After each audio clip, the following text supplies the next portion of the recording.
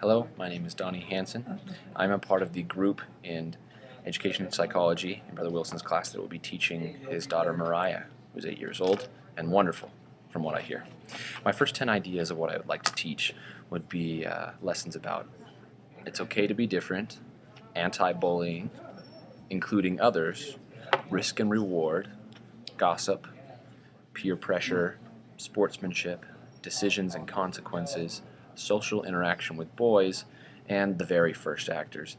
The one I'll be focusing on for my plan today will be risk and reward, which was number 4. So what I've learned from background from her father is that she has been doing gymnastics before, but didn't catch on as quickly as her older sister, Charity, I believe is her name. And when I was reading in Why Gender Matters, I discovered that males are much more prone to be risk takers than females. What happens is a lot of time that develops learned helplessness in females. And I wanted to avoid that in Mariah's case. I want her to realize that there's rewards that come from taking risks.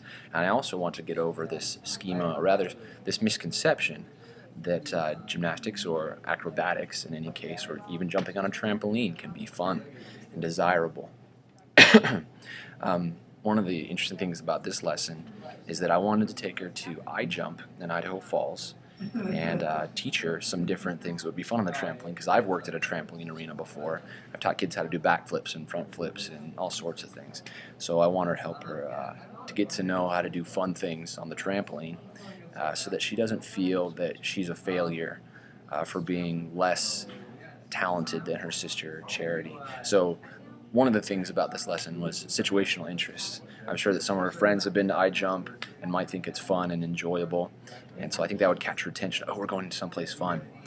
That might help her to be a little bit more excited as opposed to just going to a classroom. Something that I have to keep in mind as well is the affective domain, that issue with her older sister Charity. She has more of a filter or a block possibly to doing gymnastics or acrobatics. And obviously the anxiety level is going to be very high. We're going to a new place, new people will be teaching her. She's doing an activity that she might not think is as enjoyable because of her past experiences.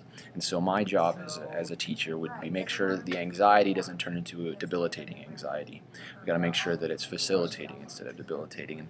And one way to do that is to sequence the way that I'll teach her. I'm going to sequence the jumps being from easiest to the more and more challenging until she can master the first few jumps, and then I'll start teaching her after that.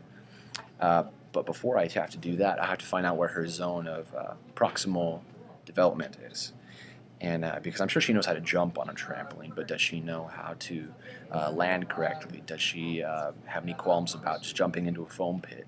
Can she do a flip? You know, if she knew how to do a flip, then I would start there and start teaching her how to do different flips. And that would be, in a sense, scaffolding.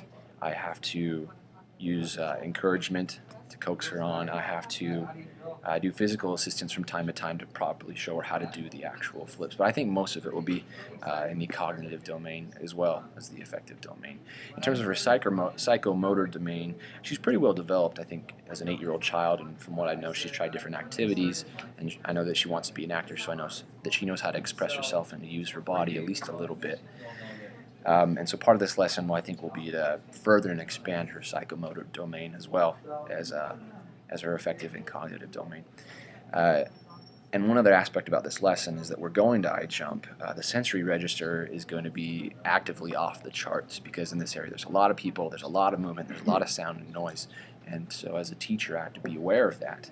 And I have to combat that. So I have to match my level of enthusiasm to the environment.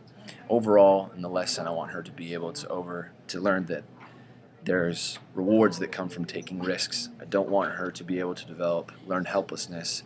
I want her to know that she can affect her environment and she can accomplish tasks which she thinks are impossible. That's what I want to do in my lesson with Mariah for this first time.